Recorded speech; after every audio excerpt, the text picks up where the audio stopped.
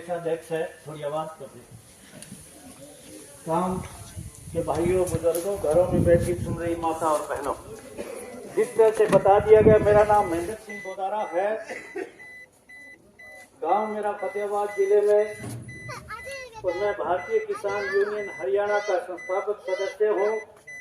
3 फरवरी 1989 से लगातार मैं और मंगल सिंह खरेटा, चौधरी मांगेराम मलिक के साथ हमने बहुत किसान आंदोलन किए।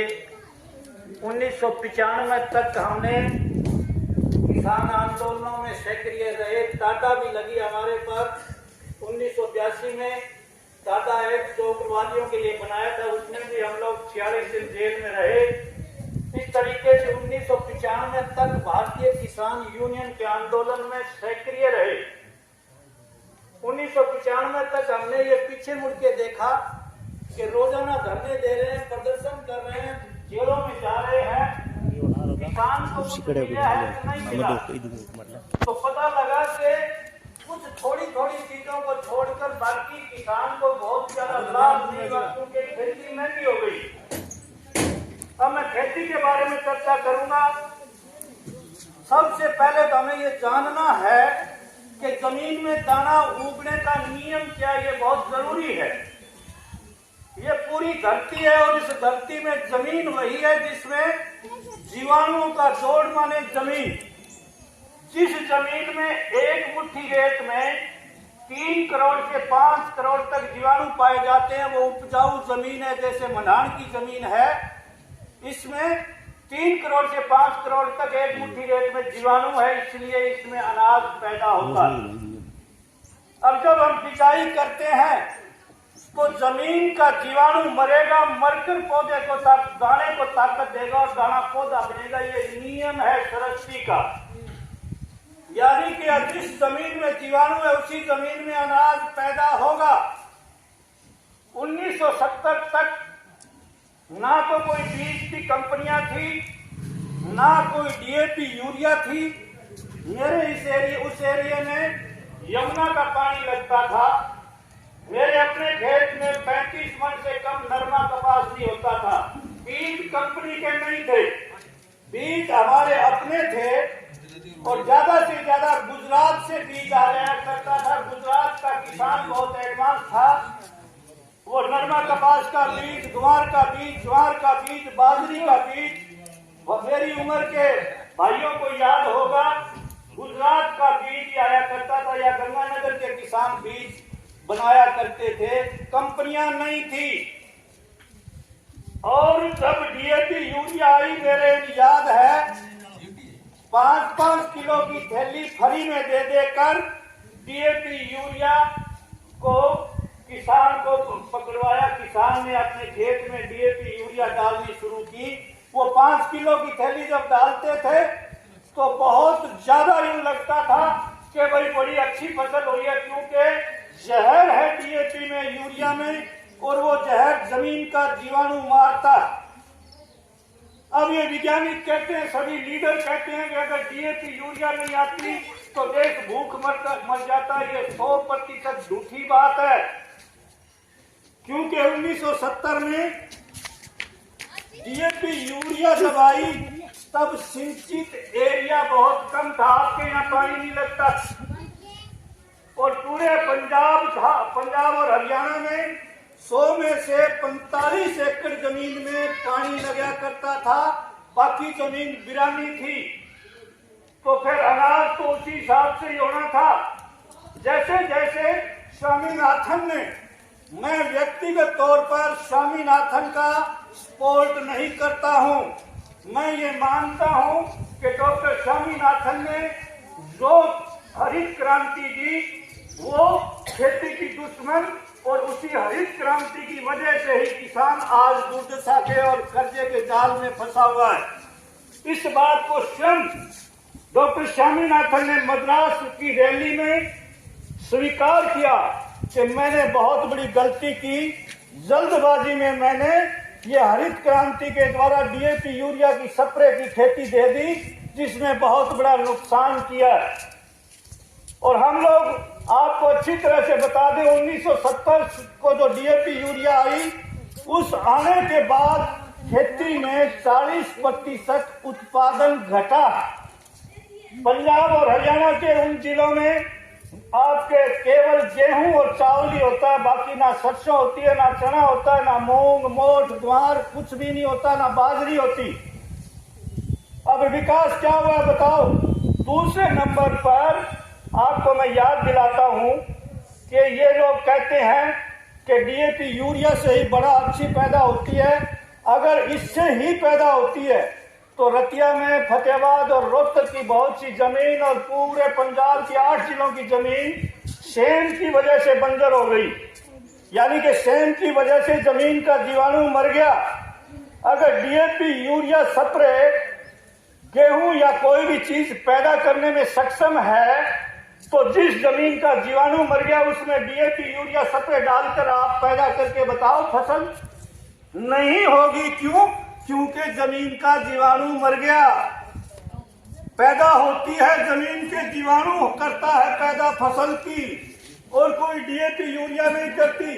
अगर डीएपी यूरिया करती होती तो वैज्ञानिक पहाड़ पर भी डीएपी यूरिया छिड़ककर फसल पैदा कर लेते, पर पहाड़ पर जीवाणु नहीं है।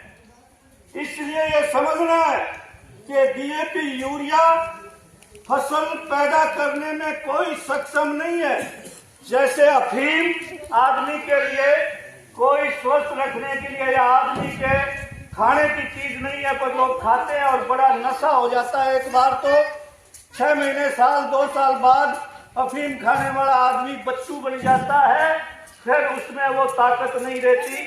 जैसे शराब पीने वाला आदमी भी एक बार तो बहुत ज्यादा ये समझता है कि भीत कूद जाऊं, बड़ा नशा हो गया है, पर धीरे धीरे शराबी भी उसके गोडे टूट जाते हैं और चलने की क्षमता नहीं रहती। ये हालत जमीन की कर दी। डीएपी यूरिया ने जमीन की हालत कर दी और जमीन को मार दिया।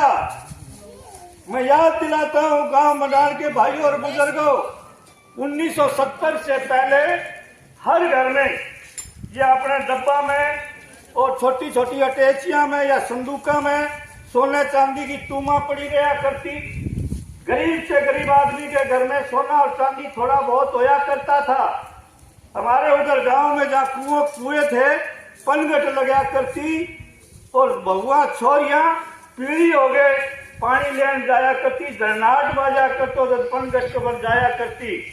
बहुत ज्यादा सोना चांदी था। अब ये लीडर कह रहे हैं, विशेष रूप से कृषि मंत्री और सब लोग कह रहे हैं कि देश के किसान ने बहुत तरक्की की है। अगर देश का किसान तरक्की की है तो आपके पास जो 1970 में सोना चांदी था वो बढ़ गया होगा। हर घर में सोना चांदी की संख्या बढ़ी होगी। कहां से बढ़ेगी? आज तो स्थिति ये, बुरा मत मानना, रिपोर्टें हैं कि जिन डब्बों में सोने चांदी की टूमा, हंसली, अमेल, टड्डा, बोरला, ये आपकी बूझली ये पड़ी रहा करती, आज उन डब्बों में क्या पड़ा? अधिकतर घरों में नट पड़ा है, बोल्ट पड़ा है, रिंच, पाना, ट्रैक्टर का बिगड़ेगा पुर्जा पड़ा है। क्यों? स्थिति ये है कि नहीं? अगर किसान तरक्की करता तो उसका सोना चांदी बढ़ता और कर्जा नहीं लेना पड़ता। अब आज एक बात और चर्चा करता हूं मैं। सबसे ज्यादा लोग चर्चा करते हैं, कहते हैं यार ये सरदार, विशेष रूप से सरकार आरोप लगाती है सिख ही आंदोलन करते हैं। भाई सबसे पहले डॉक्टर स्वामीनाथन ने और देश की सरकारों ने सबसे पहले जोर दिया पंजाब पर हरित क्रांति के लिए, क्योंकि पंजाब में 5-5 नदियां हैं, ट्यूबवेल बहुत है, पानी बहुत है, तो वहां के किसान ने हरित क्रांति पर जोर दिया और उसकी वजह से उसने बड़े बड़े मशीनें, बड़े बड़े ट्रैक्टर और बहुत ये इतना कर्जा ले लिया कि आज उसके बस की बात नहीं है कर्जा वापस देने की। और किसान पंजाब का सबसे ज्यादा इस विषय में यूनाइट है, संगठित है, इसलिए वो सबसे पहले आंदोलन के लिए आता है। ये सारी की सारी बकवास है कि किसी ने इनको बहका दिया है, कोई पार्टी इनकी मदद कर रही है। मैं आपको उदाहरण के तौर पर बताता हूं। जब हमने 1982 में रेल रोको आंदोलन का आह्वान किया, शिवा में पानीपत के पास शिवा गांव है, तो चौधरी भजनलाल मुख्यमंत्री थे। हमने 2 सितंबर 1982 का अनाउंस किया था।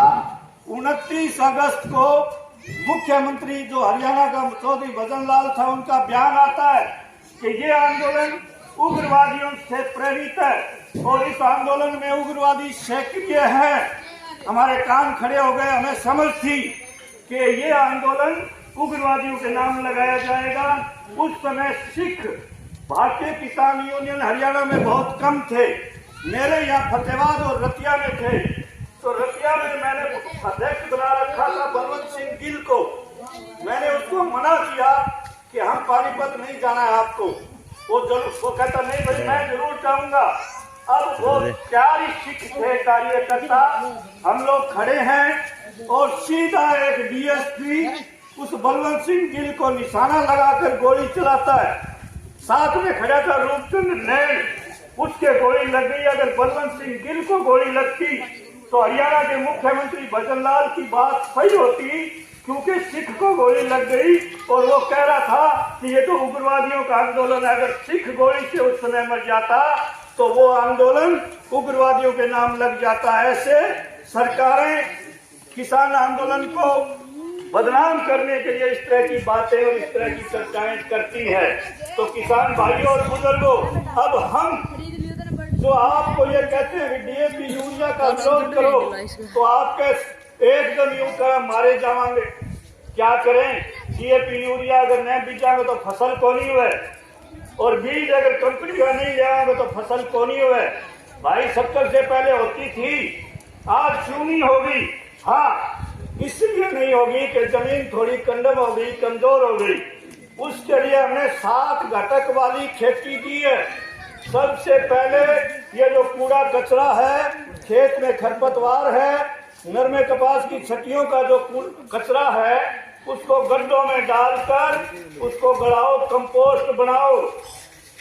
कंपोस्ट बनाने के लिए आपको बता दूं, एक गाय का गोबर, 1 किलो गोबर देसी गाय का 30 किलो कूड़े कचरे को खाद में परिवर्तित करने की क्षमता रखता है।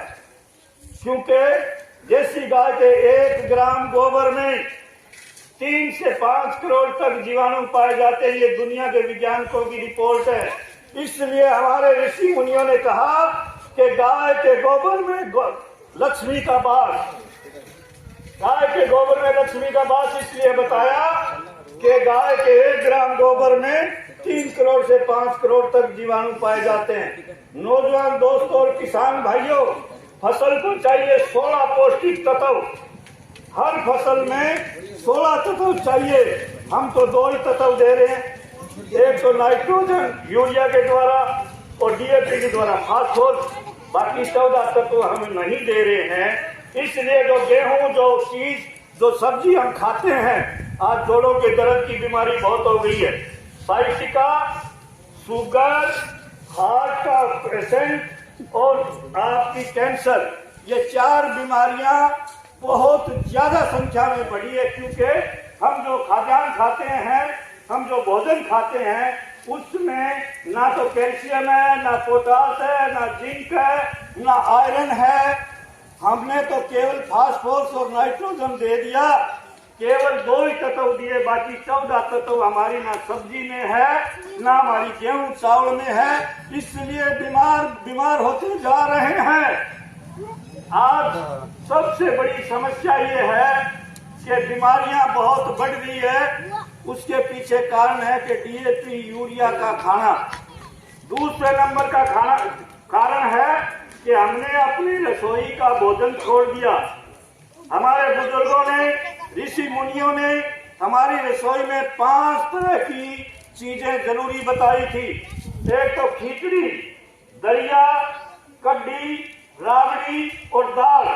अगर ये 5 चीजों का आप प्रयोग नहीं करेंगे तो आपका पेट खराब होगा, आपका आमाशय में गर्मी बढ़ेगी। आमाशय में गर्मी बढ़ जाने से एक पुर्जा है पेंक्रियाज, वो पेंक्रियाज आपका काम करना छोड़ देगा और हम शुगर के पेशेंट हो जाएंगे। क्योंकि ओरिजिनल शुगर शरीर में बननी बंद हो जाती है। आपको चर्चा करता हूं मैं, हमारा जो शरीर है आदमी का, उस